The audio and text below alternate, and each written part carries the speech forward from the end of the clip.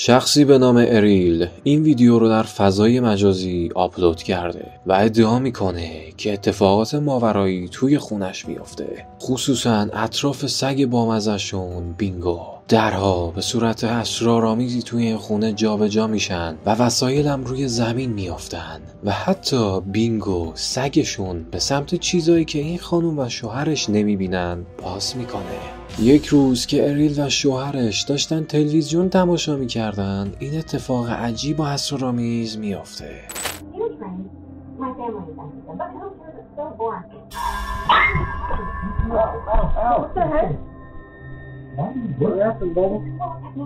سگ کوچولو توسط یه جسم نامرئی کشیده شد و از دادهای سگ مشخصه که داره درد میکشه و اینکه به شدت ترسیده. توی این ویدیو هم که متاسفانه بدون مشخصات آپلود شده، فرد متوجه سگش میشه که داره به مدت 15 دقیقه رفتارهای عجیبی از خودش نشون میده. از این مرد هم تصمیم میگیره که گوشیشو در بیاره و این تصاویر رو ضبط کنه.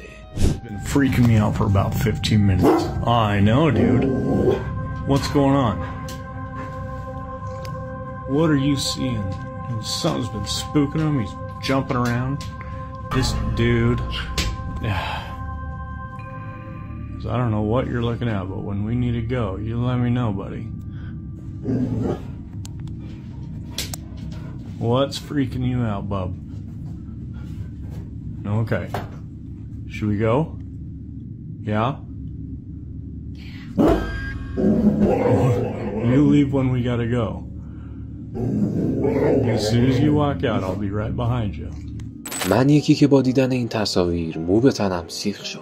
سگ داره به سمت چیزایی پاس میکنه که صاحبش نمیبینه. اما سوال اینجاست، آیا شما میبینینش؟ یه سایه کوچیک سرتاسر ویدیو در گوشه گوشه خونه وجود داره، انگار که داره توی اتاق پرواز میکنه و سگ متوجه اونا شده. و ترسناکترین اتفاق وقتی میفته که مرد به سگش میگه بریم و همون لحظه یه صدای زنونه جواب میده که برید بیرون. Should we go? Yeah?